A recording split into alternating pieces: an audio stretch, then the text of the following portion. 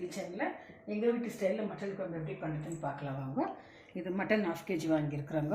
அதுக்கு உருளைக்கிழங்கு, பீன்ஸு, முள்ளங்கி, முச்சக்காய், கேரட்டு, நூக்கலுங்க, 2 பச்சை மிளகாய், வெங்காயங்க, டொமேட்டோ பியூரி, உப்பு, மஞ்சத்தூள், தனியாத்தூள், மிளகாத்தூள், தேங்காய் பாலுங்க, கலக்காய் எண்ணெய் வச்சுருக்குறாங்க.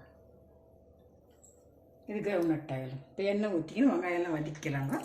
பூண்டு பேஸ்ட் சொல்ல மறந்துட்டோம், இஞ்சி பூண்டு பேஸ்ட் போட்டுக்கலாங்க. மட்டனும் போட்டு நல்லா வதக்கிடலாம் ஃப்ரெண்ட்ஸ்.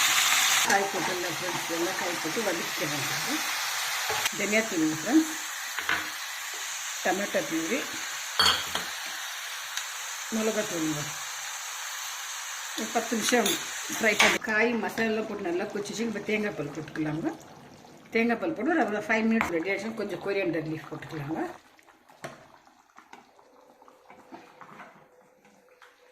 மட்டன் குழம்பு ரெடி ஆகிடுச்சு. எங்கள் வீட்டு மட்டன் குழம்பு